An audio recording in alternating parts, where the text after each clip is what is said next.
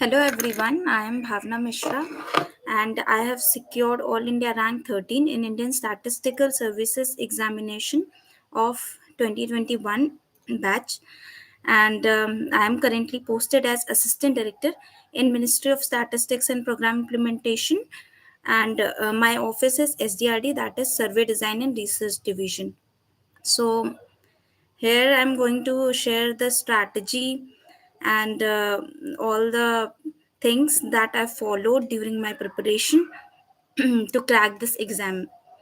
So, talking about this examination, इस exam में basically 6 papers होते हैं और जो 3 दिन में होते हैं। So which includes general English, general studies और स्टैटिस्टिक्स के 4 पेपर होते हैं। स्टैटिस्टिक्स 1 और 2 ऑप्शनल होते हैं जिसमें आपको मल्टीपल चॉइस दिए जाएँगे और उसमें से आपको एक चूज़ करना होगा और नेगेटिव मार्किंग भी होती है इसमें। 1/3 मार्क्स ऑफ 1 क्वेश्चन वो आपका नेगेटिव मार्किंग होती है और 3rd और 4th पेपर जो है वो आपको लिखने वाला होता है, उसमें ऑप्शन वाला नहीं होता है, तो उसमें कोई नेगेटिव मार्किंग भी नहीं होती है। और उसके बाद सेकंड फेज़ होता है इंटरव्यू का। उस इंटरव्यू में आपको बेसिकली पर्सनैलिटी टेस्ट होता है, एक डिटेल्ड एप्लीकेशन फॉर्म होता है, वो फिल अप करना होता है और वहाँ पे इंटरव्यूअर्स बैठे होंगे, वो उसी के अकॉर्डिंग आपसे क्वेश्चंस पूछेंगे, आपके बैकग्राउंड के अकॉर्डिंग और स्टैटिस्टिक्स से रिलेटेड ये आपके क्वेश्चंस होंगे। So okay, good evening. So anybody want to ask anything? So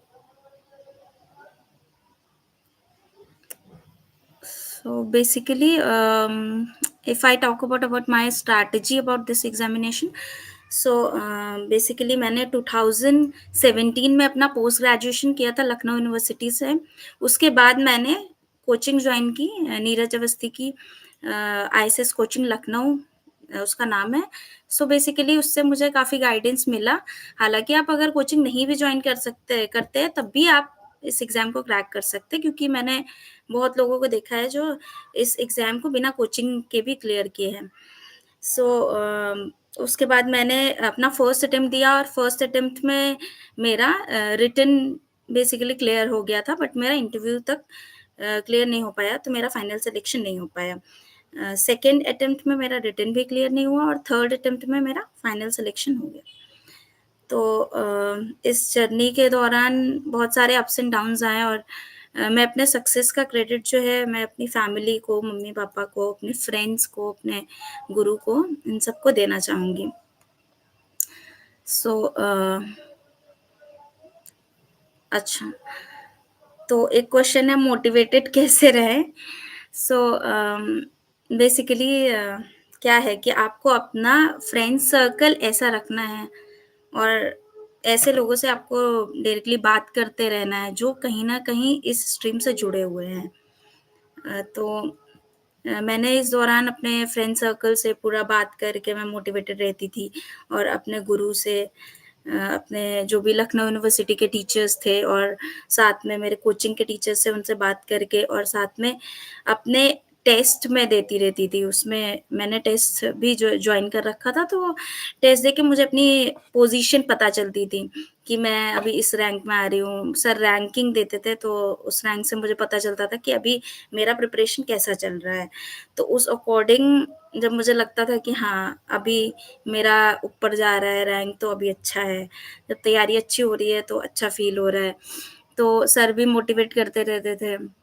तो इस तरीके से अपने आप को मोटिवेट रख सकते हैं आप और थ्रू आउट द टाइम आप अपने आप को देखें, एनालाइज़ करें कि कैसे मेरे एग्ज़ाम, जैसे मैंने फर्स्ट टाइम एग्ज़ाम दिया तो उस समय मेरे कैसे मार्क्स आ रहे हैं और बाद में सेकंड टाइम में कैसे आ रहा है, किस पेपर में कम मार्क्स आ रहे हैं, कहाँ पे ज़्यादा फ़ोकस करने की ज़रूरत है।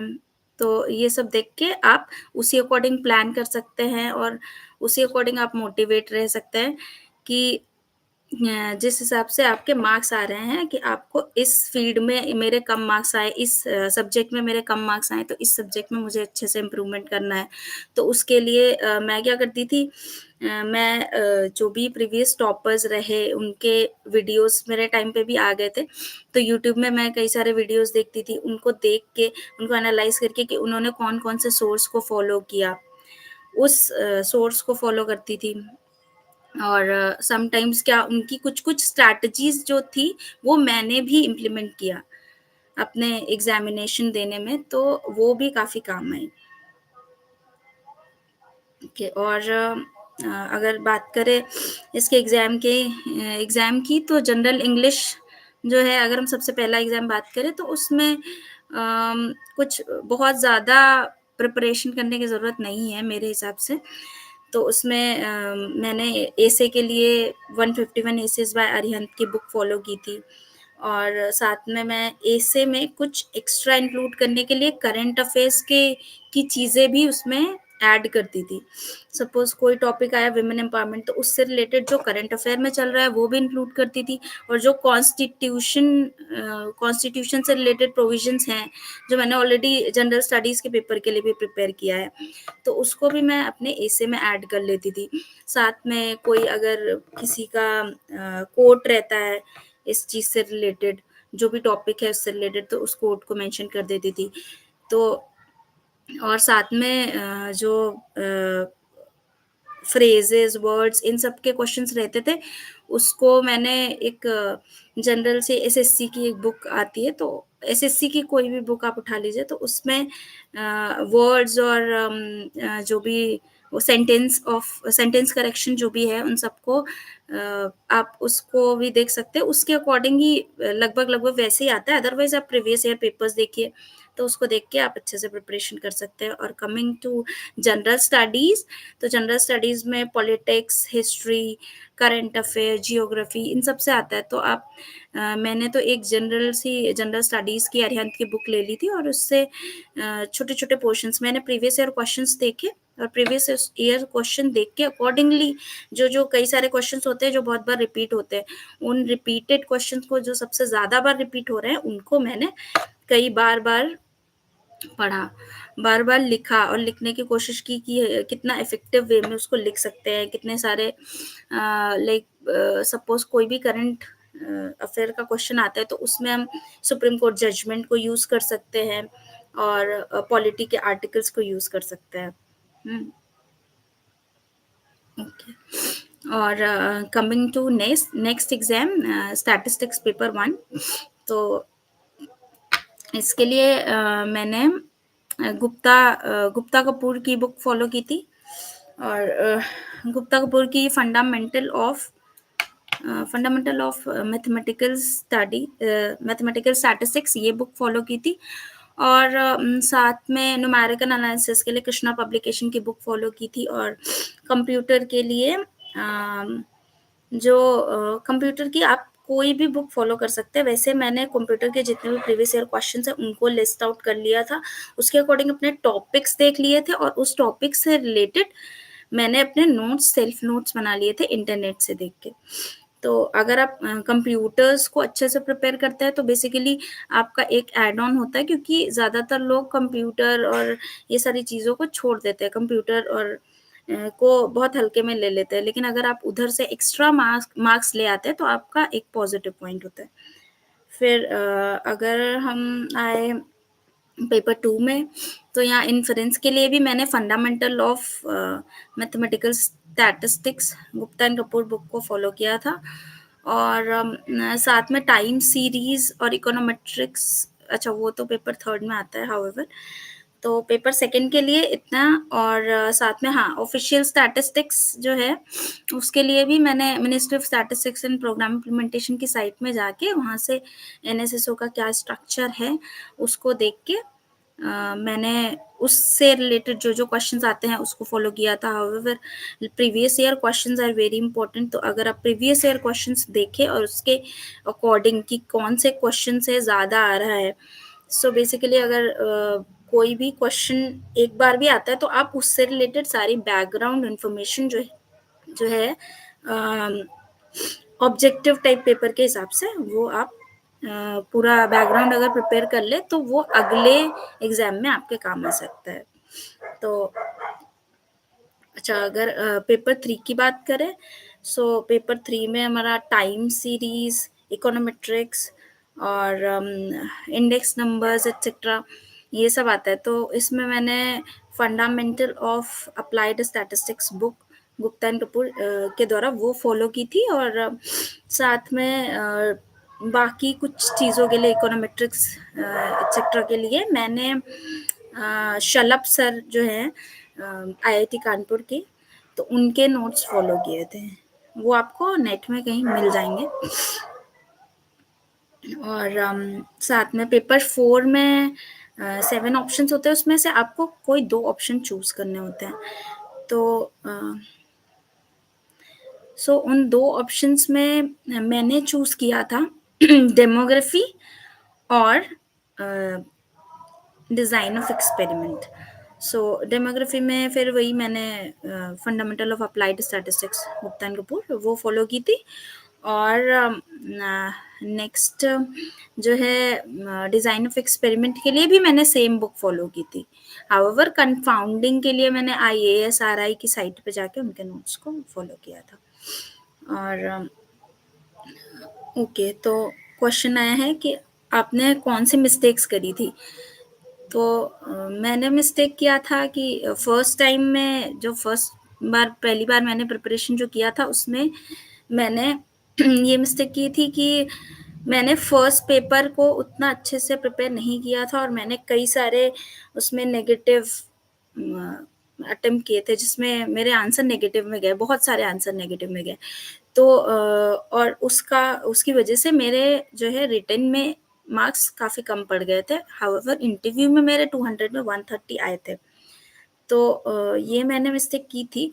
फिर बाद में मेरी ये स्ट्रैटेजी रही इस मिस्टेक को ओवरकम करने के लिए कि अगर उन 4 ऑप्शंस में मुझे किसी 2 ऑप्शन में कन्फ्यूज़न होता है, तो मैं उसको टिक कर लूँगी, यानी कि मैं वो रिस्क ले लूँगी कि अगर आप प्रोबेबिलिटी कैलकुलेट करें कि 2 ऑप्शन में कन्फ्यूज़न है तो 50% चांस है, यानी कि अगर आपने 50% चांस है आपका कि आप सही आंसर दें। अगर आपने 10 क्वेश्चंस ऐसे अटेम्प्ट किए हैं जिसमें 2 ऑप्शन में कन्फ्यूज़न है, तो चांसेस हैं कि 5 क्वेश्चन सही होंगे, 5 क्वेश्चन गलत होंगे। हाउएवर अगर इसमें से आप 7 क्वेश्चन सपोज़ गलत कर देते हैं, 3 क्वेश्चन सही करते हैं, तो उन 3 क्वेश्चन में भी अगर आप जोड़ेंगे तो आपका वो पॉज़िटिव मार्क्स ही होंगे कि 3 क्वेश्चन पॉज़िटिव और 7 क्वेश्चन अगर नेगेटिव जाएँगे, तो भी आपके मार्क्स जो हैं वो पॉज़िटिव में ही रहेंगे, वो नेगेटिव में नहीं जाएँगे।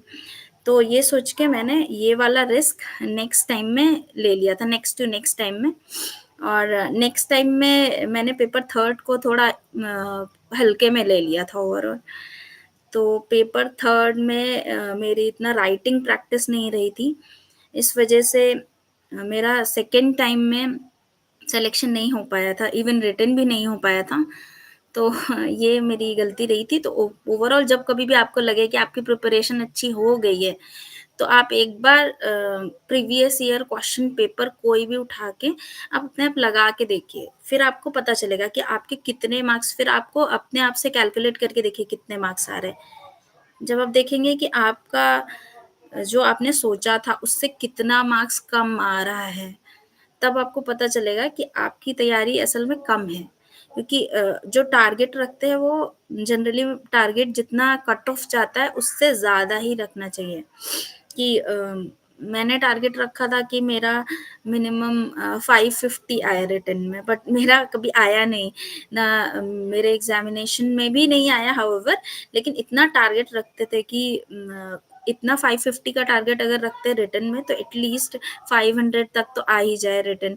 हाउएवर मेरे रिटन में 478 थे। ओके।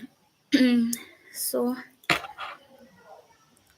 नेक्स्ट नेक्स्ट क्वेश्चन है कि आईएसएस का वर्क क्या होता है। हाँ, तो आईएसएस में आपकी जो पोस्टिंग होती है वो डिफरेंट डिफरेंट मिनिस्ट्रीज में होती है। हाउएवर डिफरेंट डिफरेंट मिनिस्ट्रीज में अलग अलग वर्क होता है, अलग अलग काम होता है। तो कहीं पे आपको एडमिनिस्ट्रेशन का काम होगा, कहीं पे आपको स्टैटिस्टिकल एनालिसिस का भी काम होगा। तो मेरा जो काम है, मैं एसडीआरडी सर्वे डिज़ाइन एंड रिसर्च डिवीज़न में हूँ। सो मेरा सर्वे है जिसमें टीम में हूँ, उसमें सर्वे होते हैं PLFS, periodic labour force survey और टाइम यूज़ सर्वे। सो मेरा काम बेसिकली होता है कि कुछ एडिट चेक्स होते हैं, यानी कि जब आपका सर्वे होता है उसके बाद वो सर्वे का जो डेटा आता है, उस डेटा को चेक करने के लिए कि ये सही है कि नहीं है। कुछ एडिट रूल्स होते हैं कि एज सपोज़ 120 से ऊपर नहीं होनी चाहिए। तो ये सारे रूल्स को चेक करने के लिए आर कोड लिखना है। हाँ, या फिर कुछ काम एक्सेल में भी होता है, किसी मिनिस्ट्री ने कुछ माँग लिया, कोई भी इन्फॉर्मेशन माँग ली, तो हमें एक्सेल में उसको लिख के देना है, या कोई इंडिकेटर दे दिया तो उसको कैलकुलेट करके एक्सेल में करके देना है। और कुछ वर्क आरटीआई रिगार्डिंग भी होता है कि आरटीआई कोई आ गया क्वेश्चन और उस क्वेश्चन का हमें रिप्लाई देना है। तो उसमें हम प्रीवियस ईयर की जो प्रीवियस टाइम की जो रिपोर्ट आई है, उन रिपोर्ट का लिंक मेंशन कर देते हैं कि इसमें इन्फॉर्मेशन दिया हुआ है। या फिर पार्लियामेंट क्वेश्चंस आते हैं, तो उस पार्लियामेंट क्वेश्चन में भी हमें आंसर देना होता है कि ये इन्फॉर्मेशन इस वाली किसी रिपोर्ट से निकाल के पर्टिकुलर सपोज किसी स्टेट का मांग लिया तो वो देना होता है।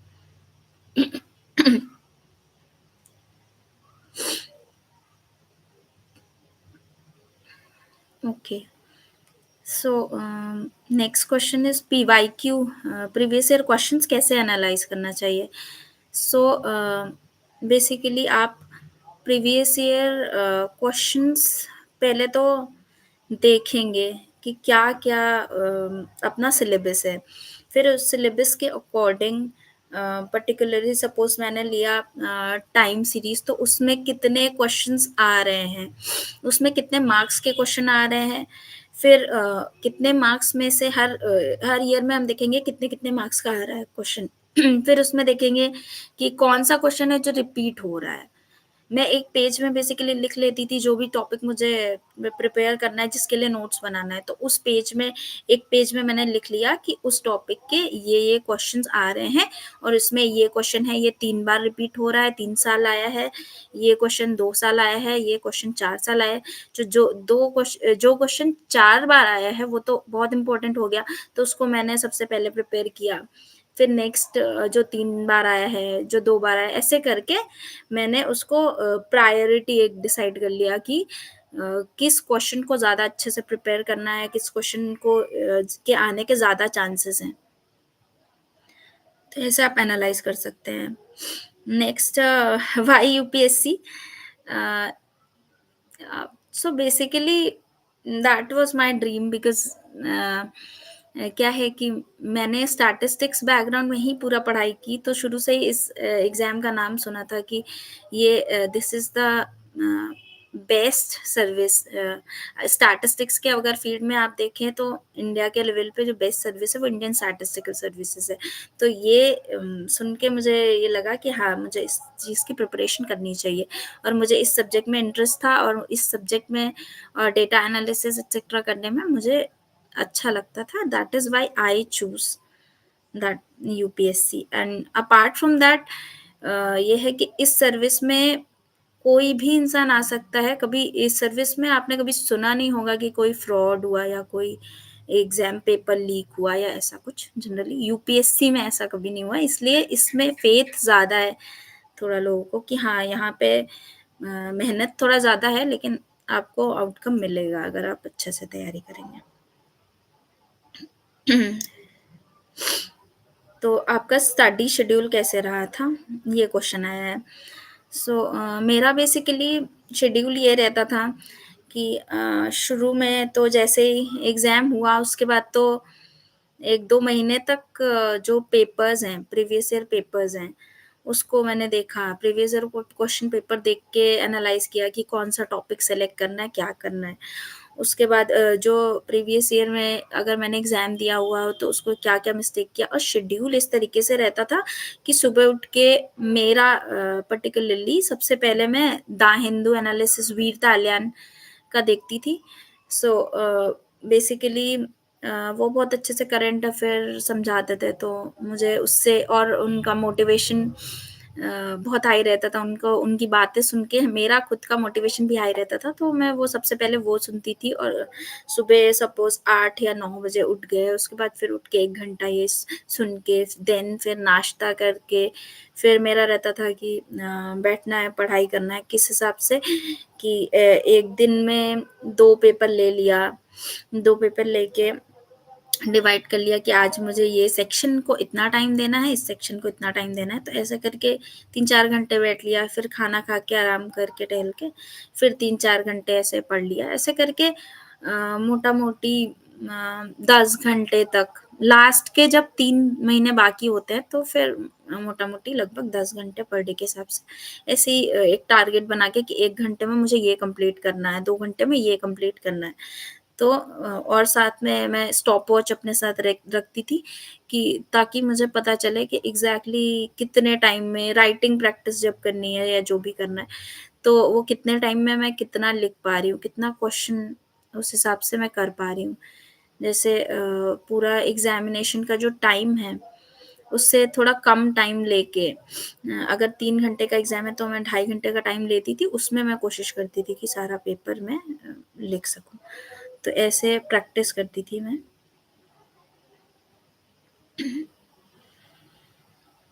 तो क्वेश्चन है स्टडी में कंसिस्टेंसी कैसे बनाए रखें? सो कंसिस्टेंसी ये तो होता है, थोड़ा इशू होता है कंसिस्टेंसी बनाए रखने का। तो जभी भी मेरे साथ ये होता था कि कंसिस्टेंसी नहीं बन रही है, सपोज़ कुछ हेल्थ रीज़न्स आ गए, तबीयत नहीं सही है या कुछ और मोटिवेशन नहीं लग रहा है, कुछ ऐसा लग रहा है, तो मैं अपने दोस्तों से बात कर लेती थी और हम लोग ओवर फ़ोन भी पढ़ाई करते थे। इवन कि फ़ोन पे हमने कभी गुप्ता कपूर की बुक उठा ली या कोई प्रीवियस ईयर क्वेश्चन पेपर उठा लिया, उस पे ओवर फ़ोन हम 3 लोग थे, तो तीनों लोग कॉन्फ्रेंस कॉल पे करके एक दूसरे को फिर टाइम देते थे कि अभी स्टार्ट करना है, 1 मिनट के अंदर ये इतना क्वेश्चन करना है। तो हम लोग करते थे और 3 लोग अलग-अलग तरीके से करते थे। इससे हमें पता चलता था एक क्वेश्चन को हम कितने तरीके से कर सकते हैं, फर्स्ट एंड सेकंड पेपर में। तो इस तरीके से या फिर कोई जनरल स्टडीज़ का पेपर उठा लेते थे, तो उसमें कोई क्वेश्चन पूछा गया, इस क्वेश्चन में हम क्या-क्या आंसर लिख सकते थे, ये हम लोग आपस में डिस्कस कर लेते थे। तो ऐसे क्या होता था, हमें लगता था कि हम बातें कर रहे हैं, कुछ पढ़ाई-वढ़ाई कर नहीं रहे हैं, लेकिन हाउएवर इससे साथ में पढ़ाई भी ऐड हो जाती थी कि मूड भी थोड़ा-सा सही हो जाता था कि अभी पढ़ाई वाला मोड नहीं फ़ील होता था, लेकिन पढ़ाई हो भी जाती थी साथ में। तो ऐसे करके हमारी कभी कंसिस्टेंसी अगर ब्रेक होती थी, तो हम लोग 2-3 घंटे ऐसे ओवर फ़ोन करके 1 घंटे पढ़ के, फिर आधा घंटा, 1 घंटा ब्रेक लेके, फिर 1 घंटा और फ़ोन पे पढ़ लेते थे।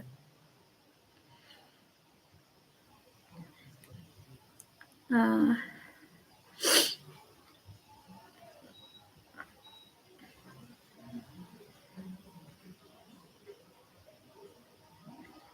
अच्छा, पर्सनैलिटी टेस्ट। तो पर्सनैलिटी टेस्ट में होता है, नर्वस फ़ील होता है, तो मैं सजेस्ट करूँगी अगर आपको नर्वस लग रही है नर्वसनेस तो आपको प्रीवियस ईयर जो भी पर्सनैलिटी टेस्ट के क्वेश्चंस तो पता होंगे। अगर आप जनरली पर्सनैलिटी टेस्ट का एक सुजीत प्रधान नाम से एक लड़का है, तो उसने अपने ब्लॉग में अगर आप सर्च करेंगे तो आपको मिल जाएगा या टेलीग्राम चैनल भी होता है इंडियन स्टैटिस्टिकल सर्विसेज का, तो आप उसको अगर जॉइन करेंगे तो वहाँ पे आपको पर्सनैलिटी टेस्ट के प्रीवियस पेपर्स जो प्रीवियस क्वेश्चंस पूछे गए हैं वो मिल जाएँगे। तो वो आप उन क्वेश्चंस को ले लीजिए और उन क्वेश्चन को लेके मिरर के सामने प्रैक्टिस कीजिए। अगर आप डेली मिरर के सामने प्रैक्टिस करेंगे खुद ही एग्ज़ामिनर बन के खुद ही कंटेस्टेंट बन के आप अगर प्रैक्टिस करेंगे तो उससे आपका जो नर्वसनेस है वो चली जाएगी। तो मैं भी यही करती थी, कभी-कभी मिरर प्रैक्टिस करती थी, तो इससे खुद में ही कॉन्फिडेंस बूस्ट होता था, लगता था कि हाँ, मेरे एक्सप्रेशन सही हैं और द वे मैं बोल रही हूँ, मैं सही से बोल रही हूँ, ठीक है? मैं खुद को जज कर पा रही थी। तो ऐसे करके आप अपना जो नर्वसनेस है, वो कम कर सकते हैं या हटा सकते हैं। ओके, तो मेरा इंटरव्यू एक्सपीरियंस तो it was good. First time तो मेरा इंटरव्यू काफ़ी अच्छा गया था। सेकंड टाइम हाउएवर कि क्वेश्चन पे क्वेश्चन ही आते गए, बट सेकंड टाइम भी अच्छा था। तो फर्स्ट टाइम में मेरे 130 मार्क्स थे आउट ऑफ 200, और सेकंड टाइम में 112 ही थे। तो इंटरव्यू एक्सपीरियंस मेरा ऐसा था कि फर्स्ट टाइम जब मेरा इंटरव्यू हुआ, तो उन्होंने मेरे बैकग्राउंड के बारे में पूछा, और बेसिकली वो क्वेश्चन से रिलेटेड क्वेश्चंस पूछ रहे थे। जैसे मुझे पूछा गया कि कौन-कौन से स्टेट्स हैं जहाँ पे अभी इलेक्शन चल रहा है, तो उसमें उसमें तेलंगाना आया। तेलंगाना की फिर राजधानी पूछ लिया हैदराबाद। फिर हैदराबाद में क्या-क्या फ़ेमस है ये पूछ लिया। फिर बोला कि सरदार वल्लभ भाई पटेल का उस समय एक स्टैच्यू बना था, तो उसके बारे में पूछ लिया। फिर उन्होंने पूछा सरदार वल्लभ भाई पटेल और हैदराबाद का क्या कनेक्शन है, ये पूछ लिया। फिर स्टैट्स के ऐसे ही करके धीरे-धीरे करके फिर स्टैट्स के क्वेश्चन पूछे। कुछ मेरी हॉबी से रिलेटेड, मेरी हॉबी थी making crafts from waste material. तो उन्होंने फिर उसके बारे में ही पूछा कि क्या-क्या चीज़ें आपने बनाई हैं, और फिर आपने ऐसे कोई, मतलब बेसिकली ऑर्गेनिक मटेरियल्स से आप ये सब बना रहे हैं, तो ऐसा कौन-सा स्टेट है जो रिसेंट में वेस्ट मटेरियल को यूज़ करके अपना काम कर रहा है, बेसिकली जहाँ पे ऑर्गेनिक चीज़ें ज़्यादा यूज़ हो रही हैं। ऐसा इस टाइप के क्वेश्चन्स उन्होंने पूछे थे, और फिर स्टैट्स के भी कई सारे क्वेश्चन्स आए। मेरे फर्स्ट टाइम में तो बहुत ईज़ी-ईज़ी क्वेश्चन्स थे कि पैरामीटर क्या होता है, और सैंपलिंग डिज़ाइन क्या होता है, ये सब चीज़ें, एक सैंपलिंग डिस्ट्रीब्यूशन क्या होता है, वो सिंपल-सिंपल क्वेश्चन्स थे। तो उतना टफ नहीं रहा। सेकंड टाइम में बहुत सारे क्वेश्चन्स आए थे, तो उसमें थोड़ा-सा टफ लगा मुझे कि उसमें एमएससी से रिलेटेड भी कई सारे क्वेश्चन्स थे, जो एमएससी के जो सब्जेक्ट मैंने ऑप्ट किए थे उससे रिलेटेड। तो ये है।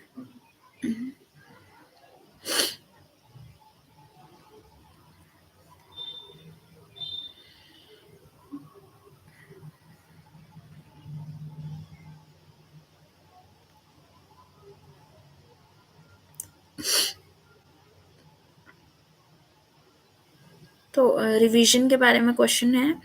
तो मेरी रिवीजन की स्ट्रैटेजी ऐसी थी कि बेसिकली मैं 2 पेपर एक साथ लेके चलती थी, क्योंकि जो 4 पेपर हैं स्टैट्स के, उसमें 1 पेपर अगर प्रिपेयर करें तो दूसरा भूलने के चांसेस बहुत रहते थे। तो मैं क्या करती थी कि दिन भर में मैंने सपोज़ शुरू के 1 घंटे मैंने दे दिया द हिंदू का, जो मैं सुनती थी उसको, और बाकी के जो 2 घंटे, उसके बाद के 2 घंटे मैंने दिया पेपर को लगाने का। जो दिन भर में मैं जो पेपर एक पढ़ती थी, और एक दूसरा पेपर, सपोज़ मैं फर्स्ट पेपर पढ़ रही हूँ, तो मैं थर्ड पेपर के क्वेश्चन पेपर देख के 2 घंटे दिन भर में दे देती थी, कि उससे मैं प्रीवियस ईयर क्वेश्चंस को कितना अच्छे से लिख पा रही हूँ। और फिर उसके बाद लिखने के बाद मैं अपने आप को जज करती थी कि उसमें से अगर मैं अपने आप को मार्क्स देना चाहूँ, तो मैं मिनिमम मार्क्स इतने दूँगी। तो मुझे इतने मार्क्स की रिक्वायरमेंट है और मुझे इतने मार्क्स मिल रहे हैं, तो अभी मुझे कितना इम्प्रूव करना है। फिर तो इस तरीके से मैं सुबह जो अपना रिवीजन का था, वो टाइम 2 घंटे दूसरे पेपर के लिए ऑब्जेक्टिव, अगर मैं ऑब्जेक्टिव पेपर पढ़ रही हूँ, तो सब्जेक्टिव पेपर सुबह 2 घंटे उसका प्रीवियस ईयर क्वेश्चंस का रिवीजन कर लेती थी। अगर एंड वाइस वर्सा, अगर सिमिलरली दूसरा है, तो इधर अगर ऑब्जेक्टिव टाइप ना लेके अगर सब्जेक्टिव की प्रिपरेशन कर रहा है, तो फिर ऑब्जेक्टिव टाइप सुबह 2 घंटे दे देती थी। तो ऐसे करके मैंने रिवीजन की अपनी स्ट्रैटेजी रखी थी। ओके, तो आईसीएस के लिए यूज़फुल गवर्नमेंट वेबसाइट्स, सबसे ज़्यादा इम्पोर्टेंट जो है वो मॉस्पी की वेबसाइट है। वहाँ पे जाके आप ऑफिशियल स्टैटिस्टिक्स का जो भी है, और एनएसएस के अगर जो भी राउंड्स होते हैं, उसमें कई बार उससे रिलेटेड क्वेश्चन आता है ऑफिशियल स्टैटिस्टिक्स में, कि राउंड में सब्जेक्ट क्या है, तो ये सब आपको मॉस्पी की साइट में जाके मिल जाएगा। तो यूज़फुल गवर्नमेंट वेबसाइट तो मॉस्पी ही है। और अदर वेबसाइट्स भी हैं हाउएवर, एनसीईआरटी, सॉरी, एनसीईआरटी तो आपका जब जनरल स्टडीज प्रिपेयर करेंगे उसी का है। अदरवाइज आपको बहुत सारे व्लॉग्स मिल जाएंगे, जैसे सुजीत प्रधान का एक तो व्लॉग है। अपार्ट फ्रॉम दैट, अगर आपको टेलीग्राम चैनल ये मिल जाएगा तो उसमें भी बहुत सारे आपको क्वेश्चंस, उसके सॉल्यूशन, या फिर आपको बहुत सारी बुक्स, ई बुक्स वगैरह मिल जाएंगी। तो ये सब यूज़फुल है। और आपको प्रीवियस टॉपर्स जो है उनके नोट्स भी मिल जाएंगे वहाँ से। तो ये आप कर सकते हैं, ये फॉलो कर सकते हैं। इसके बाद अगर मैं अपनी पर्सनालिटी ट्रेस के बारे में बात करूँ तो उसमें भी मेरा यही था, मेरी स्ट्रैटेजी यही रही कि बेसिकली मुझे डेली मिरर प्रैक्टिस करनी है, और करंट अफेयर्स से रिलेटेड क्वेश्चंस आते हैं तो मुझे करंट अफेयर्स को डेली फॉलो करना है। तो उसके लिए मैं वही जो मैंने बताया ऑलरेडी कि वीर ताल्यान की स्टडी लवर वीर जो एक यूट्यूब चैनल है, उसमें मैं द हिंदू एनालिसिस फॉलो करती थी। और साथ में मैं अपना बैकग्राउंड मेरा जितना भी है, सपोज मैं लखनऊ से बिलोंग करती हूँ, तो मैंने लखनऊ से रिलेटेड सारी उसकी हिस्ट्री, ज्योग्राफी, ये सब पढ़ ली थी। और मेरे जो भी 10th में 12th में जो भी मार्क्स रहे, पेपर रहे, वो उसको एक बार मैंने बस देख लिया कि मेरा ओवरऑल है क्या, कितने परसेंट मेरे 10th में थे, कितने 12th में थे। फिर उसके बाद ग्रेजुएशन में मैंने कौन कौन से सब्जेक्ट्स पढ़े थे, पोस्ट ग्रेजुएशन में उन सब का एक बेसिक बेसिक कि मुझे ग्रेजुएशन में जो सब्जेक्ट पढ़ा एटलीस्ट उस सब्जेक्ट का मीनिंग पता हो। ऐसे करके मैंने प्रिपेयर कर लिया था। और साथ में मुझे प्रीवियस ईयर क्वेश्चंस भी मिल गए थे। तो उन सारे प्रीवियस ईयर में जो भी जिन लोगों ने क्रैक किया था उन्होंने अपने इंटरव्यू के क्वेश्चंस लिखे हुए थे, तो वो सारे क्वेश्चंस मैं पढ़ के उससे मिरर प्रैक्टिस करती थी। और उन सारे क्वेश्चंस के आंसर मैंने नोट डाउन कर लिए थे कि हाँ, मुझे अगर ये क्वेश्चन आता है, एटलीस्ट जो प्रीवियस पहले पूछा गया है वो क्वेश्चन अगर आए तो मुझे आंसर देने में कोई प्रॉब्लम ना हो। अगर कोई नया क्वेश्चन आता है तो आपको ध्यान रखना है कि आपको, आप चाहे तो अपना थोड़ा टाइम भी ले सकते हैं। आप इंटरव्यू जो भी है, आप उनसे बोल सकते हैं एक बार कि आप थोड़ा मुझे टाइम दीजिए, मैं थोड़ा सोच के बताती हूँ। अगर आपको लगे कि आप अ, अभी नहीं, तुरंत नहीं आंसर दे पा रहे हैं, तो आप ऐसा भी कर सकते हैं। फिर इसके अलावा आप इंटरव्यू में ड्रेस कोड बहुत मायने रखता है, तो आप बिल्कुल फॉर्मल सा ड्रेस आप पहन के जाइए। लड़कियों के लिए साड़ी या सलवार सूट ये हो सकता है, और लड़कों के लिए वही जो फॉर्मल सूट होता है वो, या शर्ट पैंट टाई, वो एकदम फॉलो कीजिए। और फिर वहाँ पे आपको बहुत हम्बल रहना है, ये सारी चीज़ें आपको ध्यान रखनी है। हाउएवर लैंग्वेज की इसमें कोई प्रॉब्लम नहीं होती है, आप हिंदी या इंग्लिश जो चाहे आप ऑप्ट कर सकते हैं। तो ये बात है। और बस थ्रू आउट द टाइम आपको बेसिकली वो आपकी पर्सनालिटी देखते हैं, जो वहाँ पे बैठे होते हैं लोग, तो वो आपकी पर्सनालिटी देखते हैं। वो आपका नॉलेज तो ऑलरेडी रिटन एग्जाम में टेस्ट कर चुके होते हैं, तो आपको उसकी कोई टेंशन लेने की ज़रूरत नहीं है। आप आराम से जाइए, आंसर दीजिए। और बस ये है, लेकिन रिटन एग्ज़ाम पे बहुत ज़्यादा फ़ोकस करना है, क्योंकि रिटन एग्ज़ामिनेशन 1000 मार्क्स का होता है, तो वो ही बेसिकली डिसाइड करेगा कि आपका सिलेक्शन होना है कि नहीं होना है। और अपार्ट फ्रॉम दैट इंटरव्यू भी मैटर करता है, पर इंटरव्यू तो कुछ हद तक हमारे हाथ में होता है, और अदरवाइज़ वो क्या क्वेश्चन किससे पूछेंगे ये हमारे हाथ में नहीं है। सो हमें कामली बस रह के वहाँ पे आंसर देना होता है, और पैनिक नहीं करना है, आराम से आंसर दे के बस आ जाना है। सिविल सर्विसेज की प्रिपरेशन कैसे करें, तो बेसिकली मैं अपने एग्जामिनेशन का मैंने ऑलरेडी बता रखा है कि कौन से पेपर को कैसे तैयार करें, अभी मैंने बताया, तो वो आप देख सकते हैं इस वीडियो में। ओके, तो टाइम कम है, क्या करें? तो आपको स्ट्रैटेजी बनानी होगी उस टाइम के अकॉर्डिंग कि आपका जितना भी टाइम बाकी है उस टाइम में आप किस हिसाब से मिनिमम 4 से 5 बार रिवीजन करें ही करें। और लास्ट के 1 मंथ में तो ऐसा रहता है कि 3 बार रिवीजन करना ज़रूरी हो जाता है। और राइटिंग प्रैक्टिस भी बहुत ज़रूरी होती है, क्योंकि वहाँ पे स्पीड भी मैटर करती है। तो आप ऐसे स्ट्रैटेजी बना के कि कितने टाइम में मुझे कितना कंप्लीट करना है। अगर मुझे 1 हफ्ते का टारगेट है तो उसको मैं 5 दिन का टारगेट के हिसाब से लूँगी कि 5 दिन का टारगेट मेरा इतना है, लेकिन मुझे पता है अगर थोड़ा-सा एक्सटेंड भी होगा तो 1 हफ्ते में हो जाएगा। तो ऐसे करके स्ट्रैटेजी बना के आप पढ़ सकते हैं।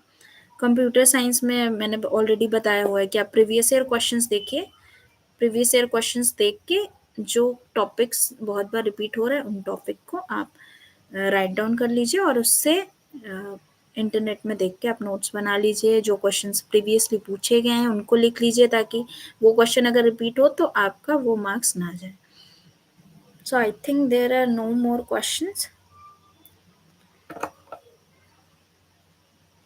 Okay. So, thank you, UPSC time, for giving me this opportunity for of attending live streaming session there. And yeah, uh, I hope to see you people in the future. In future in this service, and all the very best for your upcoming endeavors. All the best, guys. Okay. अगर आपका कोई और question है तो आप मुझे personally Instagram पे message कर सकते हैं, मैं आपको आंसर दे दूंगी। ओके, 4 मंथ का time table. Last question. So 4 month का मेरा बेसिकली ये रहता था कि 4 मंथ में अब मुझे ऐसे प्रिपेयर करना है कि 4 से 5 बार कम से कम रिवीजन हो ही जाए। तो मैं ऐसे रखती थी कि 15 डेज 20 डेज ऐसे करके 15 डेज में एक पेपर तो हो ही जाए पूरा पूरा। तो 2 महीने में एटलीस्ट एक बार प्रिपेयर हो जाए, फिर बाकी जो 2 महीने हैं उसमें बहुत कम टाइम लेके 10 10 डेज का टाइम लेके मैंने बाकी 1 महीने में एक बार और रिवीजन कर लिया। फिर बाकी जो बचे हुए हुए महीने उसमें मैंने जो बाकी एटलीस्ट लास्ट का 1 महीना रहता है उसमें मैंने 3 बार रिवीजन का टारगेट रखा था। अब वो मैं कैसे करती थी, क्योंकि मैं एक फॉर्मूला वाली एक कॉपी बना लेती थी जिसमें मैं पूरे फॉर्मूलाज लिखती थी, या जो क्वेश्चन बहुत बार रिपीट हुए हैं उनको एज अ रिजल्ट भी याद करने के लिए। तो वो एक फॉर्मूला वाली कॉपी से मैं फटाफट फटाफट रिवीजन उसका कर लेती थी। तो उससे मेरा जल्दी जल्दी रिवीजन हो जाता था। और प्रीवियस ईयर क्वेश्चंस तो ऐसे जैसे रट से गए थे कि उनको एक बार देख के मन में ही थोड़ा बहुत कैलकुलेशन करके वो हो जाता था, वो क्वेश्चन डन हो जाता था। तो ऐसे करके मैंने फर्स्ट और सेकेंड पेपर का प्रिपेयर किया और थर्ड और फोर्थ को मैं राइटिंग प्रैक्टिस करके प्रिपेयर करती थी। तो लास्ट के 1 मंथ में बेसिकली 3 बार हर पेपर का रिवीजन करती थी। तो इसी तरीके से कि फॉर्मूला वाली कॉपी को अच्छे से पढ़ के और जो जो इम्पोर्टेंट क्वेश्चंस है प्रीवियस ईयर क्वेश्चंस को देख के, और साथ में हाँ मैं आईआईटी जैम के क्वेश्चन पेपर भी लगाती थी। तो इस तरीके से अपना टारगेट रखती थी कि एटलीस्ट मेरा ये रहे कि मुझे पूरा अच्छे से रिवीजन में कोई कमी ना रहे। Okay, thank you guys. All the very best for your examination. I hope there are no more questions left. Thank you. I'm going to end the session. All the best, guys.